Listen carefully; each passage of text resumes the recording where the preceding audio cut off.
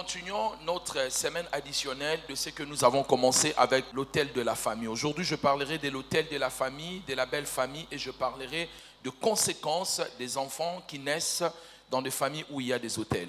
Alors, nous avons commencé à parler des autels. Nous avons dit que l'autel était la plateforme. Alors, je vais essayer de m'expliquer un peu pour ne pas retourner en arrière sur ce que nous avons étudié depuis les dimanches passés. Nous avons donné la définition de l'autel et nous avons expliqué qu'est-ce que c'était un autel. Et nous avons compris que l'autel était une plateforme spirituelle qui permettait aux esprits mauvais ou aux esprits divins d'entrer dans une famille. Nous avons expliqué, c'est à partir de ce que les parents vont faire, ça va devenir une plateforme que nous appellerons l'autel. C'est ce qui permettrait à ce que les esprits, si c'était un autel qu'on avait élevé pour Dieu, les anges vont entrer par là pour bénir cette famille, surveiller et garder cette famille. Si le parent était dans le fétiche, dans la puissance du pouvoir de l'Afrique tribal, l'occultisme ou la réflexion des sciences ésotériques, cela va constituer aussi une plateforme qui va permettre à ce que les esprits entrent, les mauvais esprits entrent dans une famille. En général, les autels sont toujours bâtis par les aïeux. C'est des gens qui commencent cette famille. Et nous le savons tous,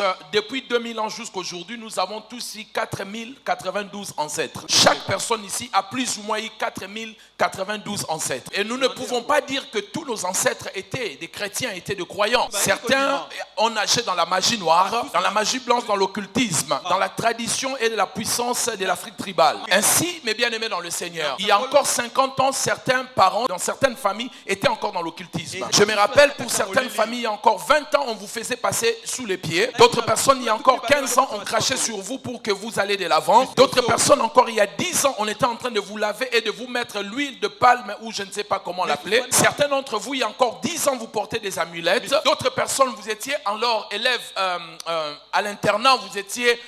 on vous faisait des scarifications, vous portez des bracelets pour avoir de la force. Toutes ces choses-là constituaient des autels. C'était le moyen légal que vous avez donné aux esprits mauvais de pénétrer votre famille ou votre vie. Donc, un autel peut être bâti par les ancêtres, par le parent ou par la personne elle-même avec sa manière de vivre sur la terre. Alors, une fois que l'autel est bâti, cela devient une piste d'atterrissage des esprits mauvais, un aéroport des esprits mauvais, un moyen légal de faire entrer les esprits mauvais dans cette famille ou dans la vie de cette personne-là. Les dimanches passés, nous avons vu quand l'ange a vu l'autel, la Bible dit qu'il est descendu. Il est descendu parce qu'il avait vu l'autel. Alors, nous avons expliqué et donné plusieurs explications sur les autels. C'était une invitation des esprits ou des divinités dans une famille. Nous avons aussi défini l'autel comme une porte. Parce que nous avons vu dans Genèse 28. Mais c'est une porte qui laisse l'ouverture entre le monde spirituel et le monde terrestre. Et nous avons dit que quand il y a un autel dans une famille, on enregistre tous les membres de cette famille. Exemple, moi-même qui suis un parent, si je n'ai pas encore d'enfant, je suis jeune, je vais voir le féticheur. Je vais voir un ganga, je dis à ce ganga, je vais le fétiche. Je vais devenir riche, je veux que les femmes m'aiment. Peu importe, mais je fais un contrat avec un serviteur de Satan. Le fils du diable me dit, qu'est-ce que tu vas donner? Des fois, je peux donner l'argent, je peux faire une promesse, je peux livrer tous mes enfants, mais il y a très souvent des symboliques. Des fois, tu peux donner une goutte de ton sang. Des fois, on peut égorger une poule et le sang qui va couler sera le sang de substitution de tes enfants ou de toi-même qui traite une alliance avec le puissant de l'enfer. Dès lors j'entre dans cette alliance-là, je m'enregistre. J'enregistre aussi toutes les personnes qui sortiront de moi, toutes les personnes qui seront porteuses de mon sang. Parce que le fait que moi je m'engage, j'engage tous ceux qui sont à moi, tous ceux qui sortiront de moi. C'est un grand principe spirituel. C'est que le père fait, il engage ses enfants. En tout cas, du moins des enfants mineurs. Et ça peut aussi prendre des enfants majeurs. Romains chapitre 5 à partir du verset 12. Adam était le chef de file des êtres humains. La Bible dit, c'est par un seul péché, le péché d'Adam, que tous les êtres humains sont devenus pécheurs. Moi, je n'avais pas péché. L'enfant qui naît aujourd'hui n'a pas péché. L'enfant qui naîtra demain n'a pas péché. Mais ils vont naître avec le péché originel d'Adam. Par l'acte d'Adam, cela est devenu une porte ouverte pour que tous les êtres humains qu'on appellera Adam, il va être enregistré dans ce péché originel. C'est ainsi nous voyons aussi dans Hébreux 7, à partir du verset 9. La Bible dit, quand Abraham donne la dîme, la Bible dit, Lévi qui était dans la 4e génération, il avait aussi donné la dîme avec son ancêtre Abraham. Comment Comment cela peut-il être possible alors qu'il est la 4e génération? La Bible dit même qu'il était dans les reins d'Abraham. Quand Abraham donne la dîme, son fils Isaac n'est pas né. Jacob, la 3e génération, n'était pas né. Mais la 4e génération, Lévi, avait aussi donné la dîme.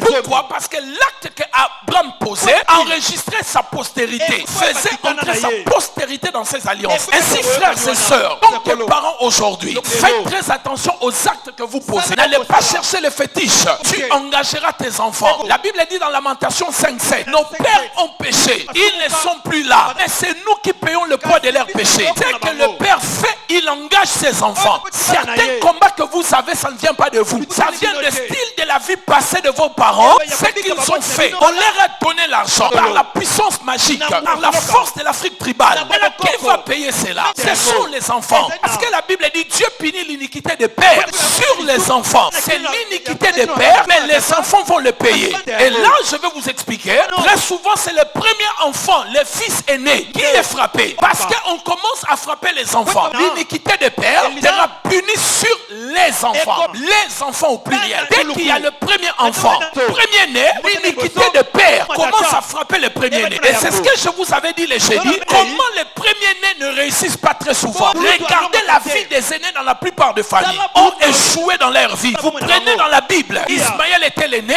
Isaac était le deuxième. Isaac n'a pas réussi. Ismaël a réussi. Isaac à son tour a eu des enfants. Jacob et Ésaü. Jacob, le dernier, il réussit. Ésaü est maudit. Jacob, il aura 12 enfants avec une fille. L'aîné Ruben va commettre une erreur qu'on ne peut pas imaginer. Il sera déshérité. Joseph va hériter. Joseph aura 2 enfants. Manassé et Ephraïm. Mais ne va être déshérité. Perdre, le petit frère va le prendre. Ainsi, quand vous allez ainsi de suite, vous regardez David. Il a eu son fils aîné Absalom. Il n'a pas hérité. C'est Salomon qui va hériter. Un enfant même qui vient hors du mariage, qui viendra hériter. Parce que la vie des aînés n'a jamais été la vie facile. Ils sont des portes ouvertes de tous les problèmes dans une famille. Les aînés ouvrent. Tous les combats de parents viennent directement sur les aînés. Les cadets sont ceux qui ferment, qui clôturent une famille. Pour cela, dans une famille, les aînés comme les cadets sont des sujets soit de bénédiction, soit ils seront frappés. Et regardez au moment où je vous parle, la vie de vos aînés, l'aîné de filles, l'aîné de garçons, vous remarquerez que leur vie n'est pas facile. Le premier-né qui a gagné la bataille, c'était le Christ. Mais la plupart des aînés n'ont jamais connu la vie facile. Tel ne sera pas le cas de vos enfants, ni encore votre propre cas. Donne-moi un bon amen en avance.